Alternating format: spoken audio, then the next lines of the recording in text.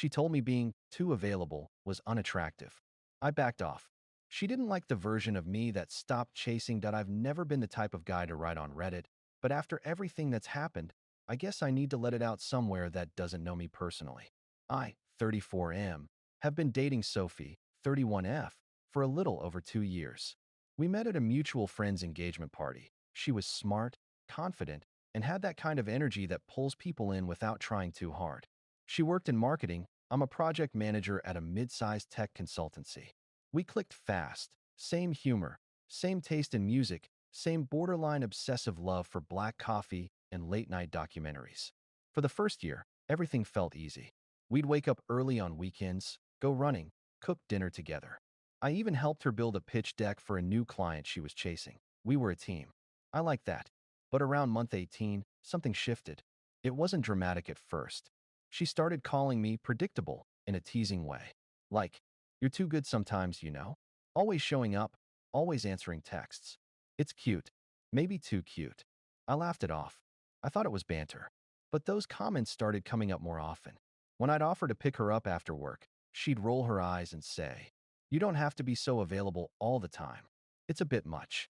The first real moment it stung was the day I decided to surprise her. It was a Thursday. I was working remotely, had wrapped up a big client call early. I remembered she had a rough meeting that morning, so I thought, why not bring her lunch? She worked just 15 minutes away. I picked up sushi from her favorite spot, texted her, "You free for a quick break?" And she replied with a casual maybe, "Depends if my meeting ends." So I drove over anyway. I figured, even if she's busy, I'll just leave it at reception. It's a kind gesture, not a pop-in. When I got there, she wasn't in the meeting room. She was in the small cafe across the street with someone else. A guy, same age range, nicely dressed, hand on her wrist while she laughed. It wasn't overly intimate, no kissing, nothing physical, but it had that quiet electricity of something unspoken but deliberate. I stood there for a full 10 seconds, sushi bag in hand, invisible to her. I left it with the receptionist, texted her, "Lunch is waiting for you in the lobby. Hope your meeting goes well." No confrontation, no drama. That night she texted, "You didn't have to do that, babe. You're too available. It's unattractive sometimes." Unattractive. That word stuck to my ribs like something acidic. For a few days after, I couldn't stop replaying that moment. The way she laughed with that guy, the ease. I didn't want to jump to conclusions. I know men who ruin their own peace by being paranoid. So instead of confronting her, I started observing. I noticed she always flipped her phone face down. Her work trips suddenly doubled. She got quieter when I asked about her coworkers. Nothing overtly damning, just a collection of small red flags that, on their own, could be dismissed. Together, they hummed like static. So, I changed strategy. When she said I was too available, I decided to test what unavailability looked like. I stopped texting first, stopped suggesting plans. When she canceled a date because she was exhausted from meetings, I didn't push back. Instead, I poured myself into work. Literally, I picked up a new client, a luxury retail brand expanding into Miami. That meant travel, long hours, and eventually, hiring an assistant. Lila, 24F, smart, professional, no nonsense. By the second week, Sophie started noticing the difference. "You're quieter lately. You didn't call me good night last night." "Who's Lila? You mentioned her twice already." I shrugged it off, said I was focusing on the Miami project. She smiled, tight-lipped, and said, "I like this new side of you. Confident, busy, mysterious." But I could tell she didn't like it as much as she thought she would. 3 weeks later, we flew to Miami for a client presentation. I sent Sophie a text that morning. "Won't have much service today. Wish me luck." It was true, but it also gave me space. While I was out, Sophie apparently called my office. My assistant picked up. "According to Lila," she said. "Oh, sorry. He's in Miami right now with our client, Ava. They're at the Eden Rock for a 3-day conference." That client, Ava, is indeed 24, gorgeous, and engaged to one of our investors. But that didn't matter. Sophie texted me that night. "So you're in Miami with Ava? Must be nice." Then, "Funny how you said you'd be unavailable. Guess you meant it." Something cracked open after that. For the first time, I was the mystery, and she didn't handle it well. When I got back, she was different. Jumpy, short-tempered, constantly checking my phone screen when I turned it on. She made snide comments about office affairs and young assistants who flirt for promotions. I didn't rise to it. I stayed calm, quiet. But inside, something shifted permanently. Because while she was accusing me of things I hadn't done, I found evidence that she had. See, a few weeks prior, after that sushi lunch, I quietly synced our shared Google Photos backup. We'd set it up early in the relationship for travel albums. She'd never disconnected it. One night, new photos popped up. A dinner table, a hotel lobby, a mirror selfie, same cafe guy's arm barely visible, holding the phone. Metadata, timestamp 2 weekends ago. Location, her work trip in Portland. I sat there in the dark, laptop on my knees, pulse hammering. Not angry, just cold. And as I stared at those photos, all I could think about was her voice. You're too available. It's unattractive. That night, I started saving everything, screenshots, messages, metadata copies. Not for revenge, not even for proof to anyone else, but for myself. To remind me I wasn't crazy. Because I knew the moment I confronted her, she'd flip it. She'd call me paranoid. She'd cry. She'd say I'd emotionally checked out first. So I waited. I planned. I documented. And when I finally brought it up, calm, collected, evidence ready, she didn't deny it. She just said, "You were pulling away." I didn't know what to do. I didn't yell. I just nodded. Told her I hoped the guy was worth it. She cried, begged to start over, said she'd made a mistake. But I was already somewhere else, mentally, emotionally, geographically. I moved out 2 weeks later. Now here's where it gets messy, because I thought that was the end. But Sophie wasn't done. She started texting Lila. Then my boss claimed I'd been having an affair with my assistant, that I'd emotionally manipulated Sophie, that I'd used corporate resources for personal trips. My company had to open an internal investigation. It could have ended my career. But remember those screenshots? The metadata? The emails, texts, timestamped flights, expense receipts, every single piece I'd saved out of quiet paranoia? They saved me. It took 3 weeks, but HR cleared me. And Sophie? She lost what little credibility she had left when the guy from the cafe, yes, her work friend, confirmed their relationship in writing after being subpoenaed for a statement. By the end of it, I wasn't even angry, just hollow, because I realized something. I'd spent months trying to prove my value to someone who'd already decided I was too available. And when I finally withdrew, she mistook the silence for betrayal, because it forced her to look at herself. She reached out again last week, said she wanted to talk, said she missed the version of me that cared.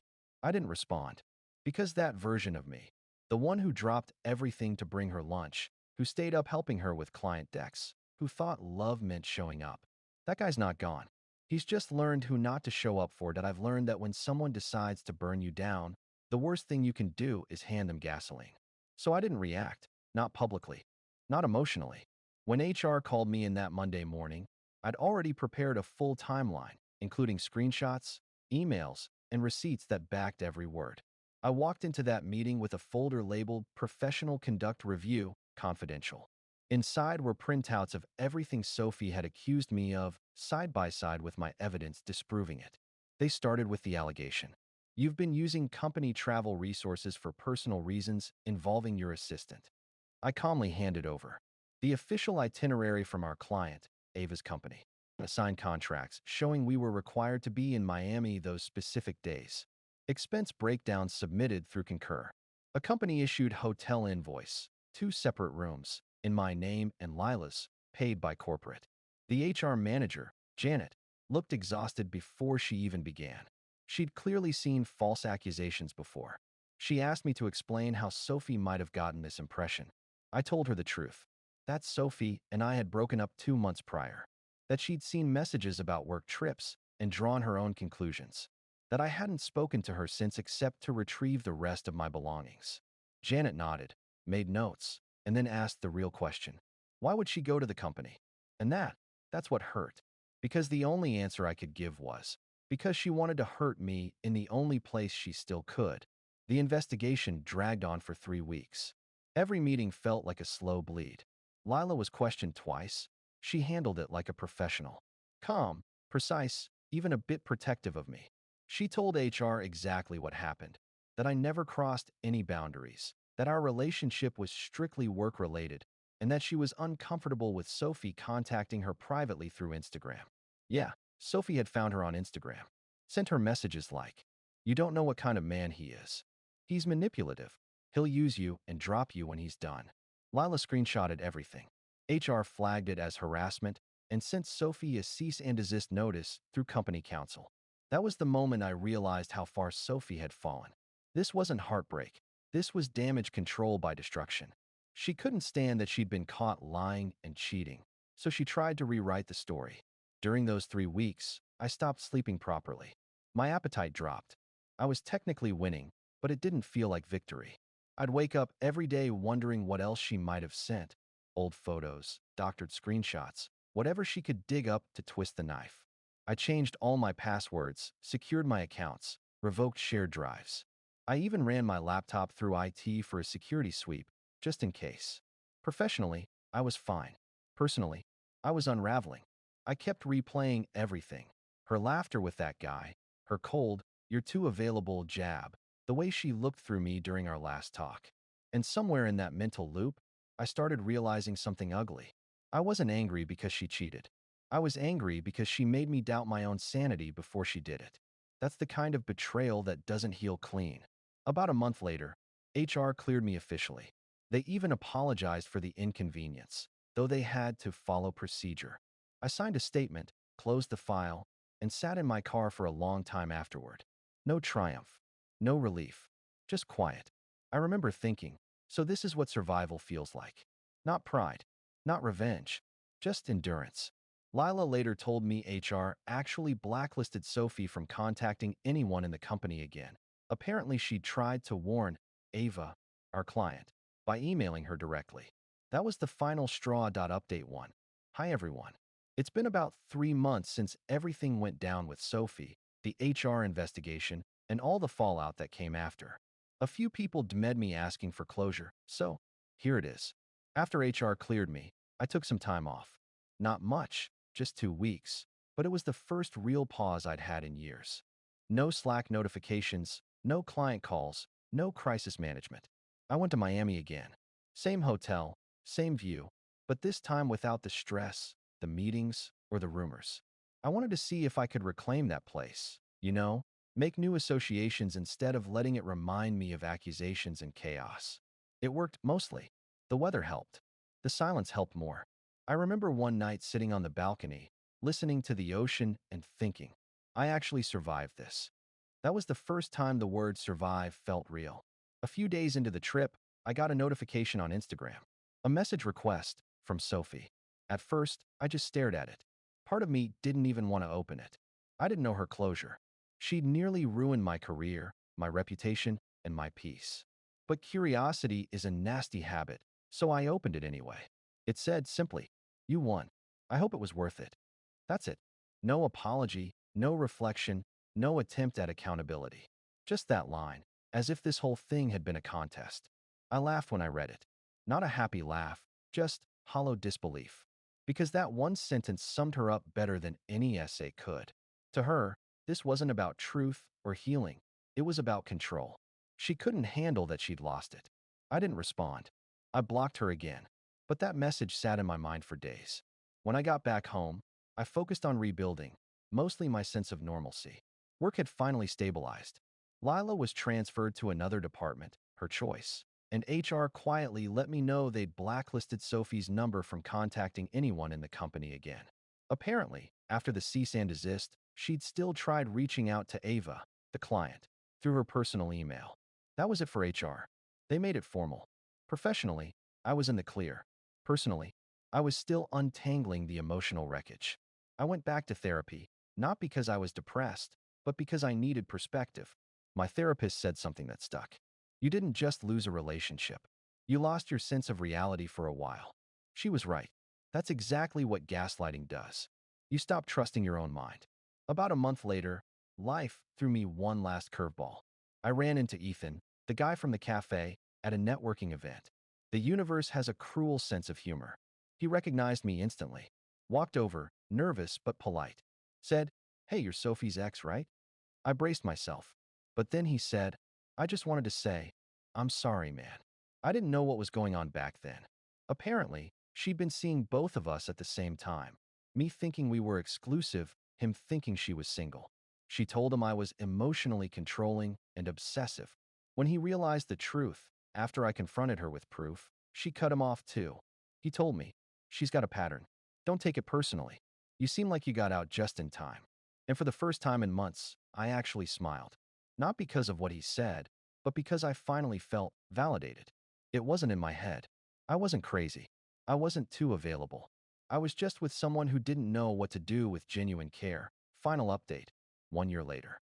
It's been a year since all of that. A year of therapy, work, silence, rebuilding. I didn't jump into dating again for a long time.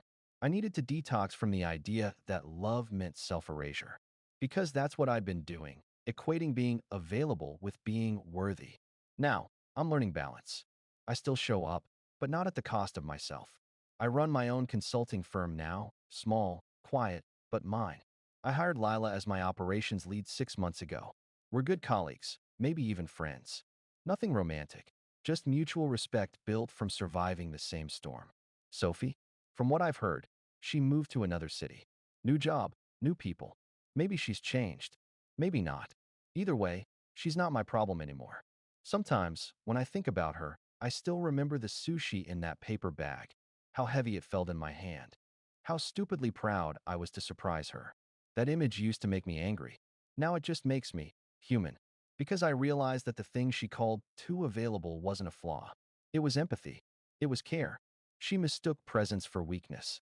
But the truth is, being there, even when it's inconvenient, is the hardest thing anyone can do. And yeah, I'm still that guy. I still bring lunch for people I care about, just not for someone who thinks availability is unattractive.